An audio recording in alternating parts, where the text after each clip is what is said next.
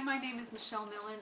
I've been in the natural health field for 28 years, and I work with people that come to me to help them with their physical health. And one of the biggest things that I do with them when they come to me is help them to see that they'll only get so far with their physical health if they don't address some of the emotional issues they have or the patterns that they have in their life that are keeping them where they are. So we try and address those together in order for them to gain optimal health. And when I came in contact with the Blueprint for Changes program, I saw how that could really help people on this journey to overall health. And initially, what I saw is that everybody that was coming to me, including myself, the way that we approached the emotional health aspect was to do things that seemed comfortable and to do things that we were attracted to in order to make these changes. However, what I noticed with my clients and with myself is that a year or 2 or 3 later, we were still going back for more help with maybe the same issue. And so when Blueprint for Changes came around, I noticed the difference in this program, and that myself and my clients were not comfortable with the process. And that was the biggest difference that I saw with the things that I utilized to help my clients. And then the changes that occurred with them were more permanent and lasting when they do the program in conjunction with the regimen that I recommend.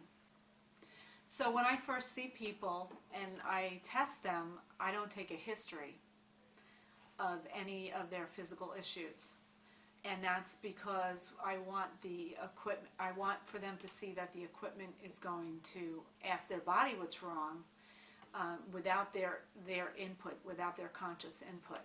And that's the same thing that occurs with Blueprint. When you choose one of the symbols, it's not something that you do because you're attracted to it because it's comfortable necessarily, but you're attracted to it because it is the issue. You don't know exactly what the symbol represents, and that's a better way to do it, because then you could have judgment on it if you did know what the symbol represents and say, oh no, that's not my issue, because you're consciously trying to determine what your issue is. It's the similar thing to how I work with my equipment, is to check people without their conscious input and just ask their body what the issue is. And that's what you're doing when you're utilizing these symbols.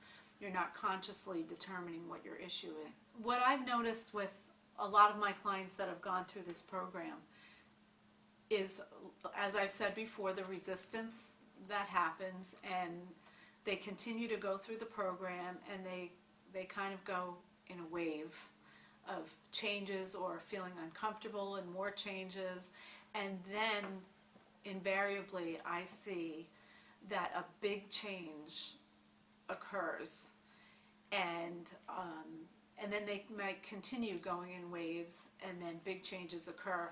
They might not notice it as a big change, but again, as they look back over a period of time, they see how big of a change that was.